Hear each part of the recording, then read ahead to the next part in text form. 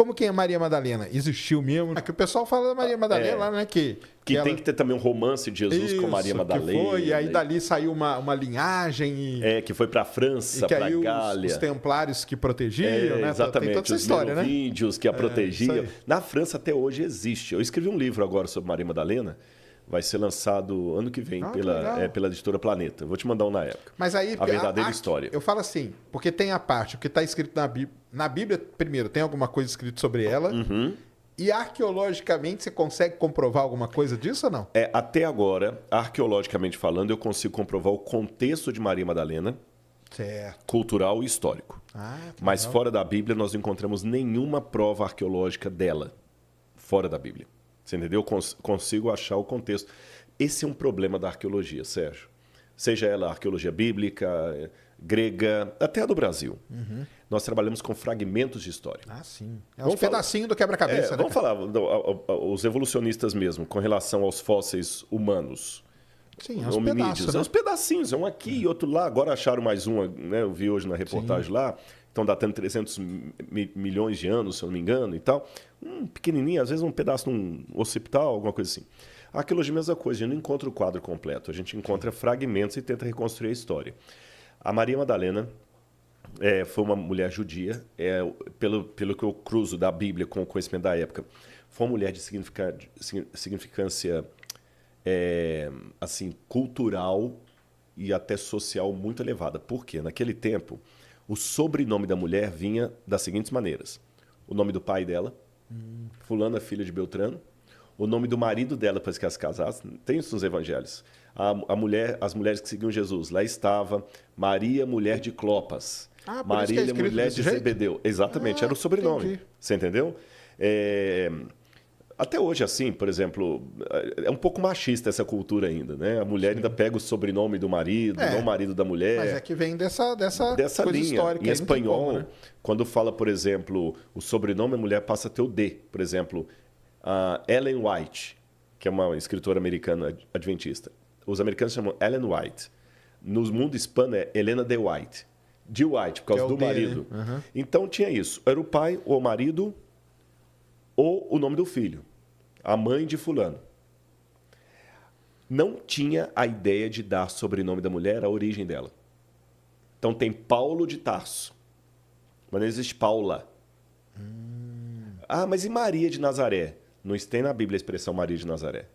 Isso aí foi uma coisa Maria, que a gente colocou. mãe de Jesus. Foi a gente colocou. Sabemos que ela era de Nazaré. Mas na Bíblia não tem a expressão Maria de Nazaré, porque eles não falariam assim naquele tempo.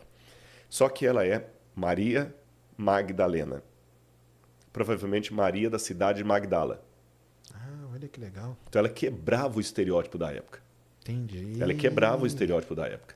Aí eu fiz toda uma investigação. Então ela era, assim... Tinha posses. Ela era uma pessoa importante ali tudo. Agora, mito. Ela não foi prostituta. Sim, que é isso que eu falo, né? Foi o Papa que colocou isso mais tarde no homilia. Mas por que quiseram meio que...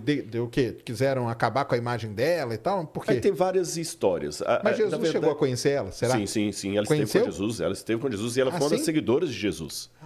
Olha só. Ela foi uma das seguidoras de Jesus. Mas aí se ela tinha posse... Jesus era uma pessoa humilde, humilde, né? Sim, exatamente. Por que será que ela foi seguir? Ela era uma pessoa muito mais posse, você acha? Sim, com mais posse, você fala? Sim. E acabou seguindo. Muitos deixavam tudo para seguir um rabino. Era o típico da época. Você deixa para seguir o rabino e você até ajuda ao movimento com suas posses. Como os apóstolos também. Pedro era pescador. Largou para seguir Jesus. E assim foi, você entendeu? Entendi. Então, assim, muitas pessoas acabavam deixando isso e seguindo a Cristo. E ela foi uma discípula. Tem uma expressão na Bíblia interessantíssima, que Jesus vai até a casa, porque aí tem duas opiniões. Uma que Maria Madalena seria uma, Maria, irmã de Marta e Lázaro, é outra. E eu cheguei à conclusão que é a mesma mulher. É? É a mesma mulher. Isso aí como? Arqueologicamente? Arqueologicamente, exatamente. O que você achou para... Na verdade, assim, existe uma arqueologia do texto também. Sim. Você entendeu? Aí a gente vai fazendo o cruzamento, que um evangelista dá um detalhe, outro dá outro, e você vai cruzando. E, por exemplo, um fala que a mulher que ungiu Jesus é aquela que deveria ungí-lo no dia da morte dele. Para que você veja. Aí, depois da morte dele, quem vai aparecer para ungí-lo é Maria Madalena. Maria Madalena, estava lá, né? Estava lá. Então é a mesma. E aí fala que quando Jesus foi à casa lá, falou assim, e Maria aprendia aos pés de Jesus. Essa expressão aos pés de Jesus, reclinada aos pés, olha a expressão idiomática. Era uma expressão para aluno-professor. O Paulo de Tarso, Entendi. quando fala da época de academia dele, falou assim, Paulo aprendia aos pés de Gamaliel. O Talmud, que é um documento judaico, fala o seguinte, feliz o aluno que se cobre pela poeira dos pés do seu mestre. Então, o fato dela estar aos pés de Jesus, ela era discípula de Jesus. Uma dos Talmidim, dos discípulos. Isso quebrava o paradigma da época. Porque eram só homens. Só homens. Caramba. Então ela foi assim, se a gente fosse falar, uma mulher além do seu tempo. Assim. Foi da vanguarda, foi da vanguarda. Há outras exceções à regra, mas são exceções assim muito raras. Eu encontrei duas ou três. Uma que era professora, mas a maior parte o papel da mulher era sedular. Entendi. E ela quebrou isso aí. Quebrou isso aí. E aí por isso que falam esse monte de coisa dela, então, exatamente. Será? Aí alguns pensam até que havia um ciúme ali, porque a igreja foi muito, durante um tempo, que aconteceu uma coisa. Tem um movimento que surgiu depois ali, de novo a questão do mito. Quando o cristianismo terminou a fase apostólica, no final do primeiro século, o mundo grego estava aberto para receber o cristianismo. Mas o mundo grego era voltado para o mito. E a história de Jesus não era mitológica. Era uma história real. Era uma história real. E a história real tende a ser sem graça.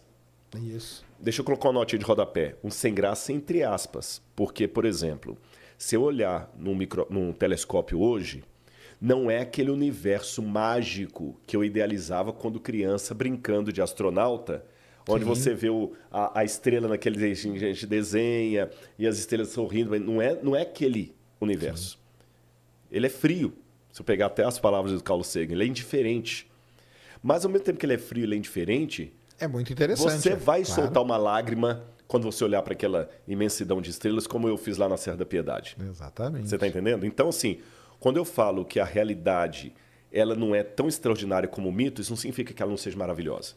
Então, os evangelhos estão dentro dessa realidade que não é mitológica, mas é maravilhosa. Mas está aquém do mundo de mentalidade mítica.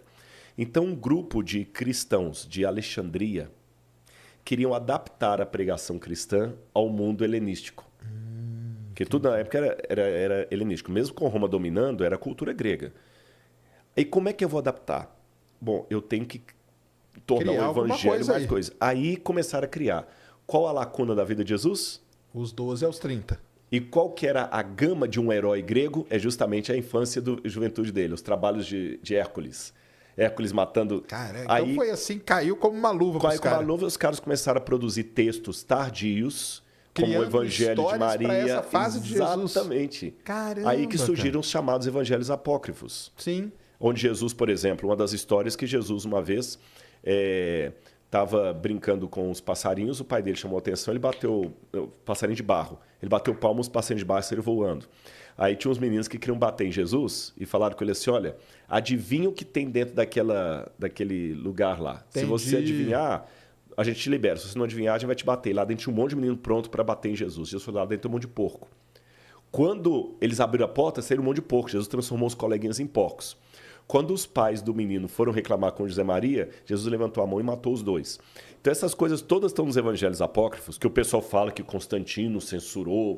Tá vendo agora?